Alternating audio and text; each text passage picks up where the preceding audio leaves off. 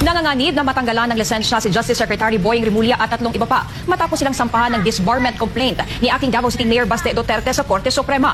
Kaugnay ito ng pagpapadala ng gobyerno kay dating Pangulong Rodrigo Duterte sa The Hague, Netherlands. Pinatatanggalan ni acting Davao City Mayor Baste Duterte ng lisensya sa pagkaabogado sina Justice Secretary Boying Rimulya at Defense Secretary Gibo Chodoro sa Korte Suprema. Ito ay kasunod ng pag-aresto at pagpapadala sa kanyang ama sa International Criminal Court sa The Hague, Netherlands. Matatang nangyari ang pag-aresto noong Marso ng kasalukuyang taon sa kabila ng pagtutol umano ng dating Pangulo dahil sa kawalan ng balidong warrant of arrest at due process.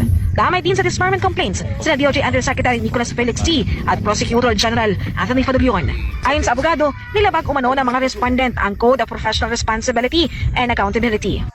But this is related with the kidnapping as well as expulsion of former President Rodrigo Roa Duterte towards The Hague, Netherlands. So in the light of the fact that the family has decided to file a disbarment complaint against these lawyers who happen to be high officials of the land, acting Mayor Sebastian Z. Duterte decided to file it himself in behalf of the family.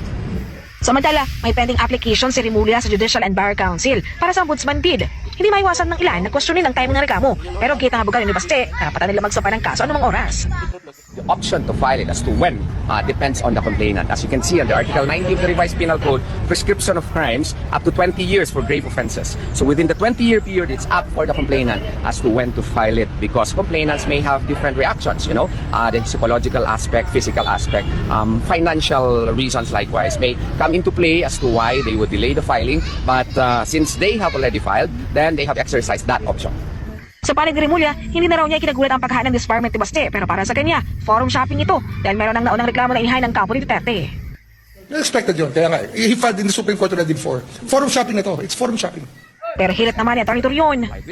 The identity of causes of action is different. This is for the disbarment of the license of as a lawyer, whereas what we filed in the ombudsman would be the criminal aspects of the case as well as the administrative aspect of the case in the light of the fact that they are public officers. So as you can see, there is no forum shopping.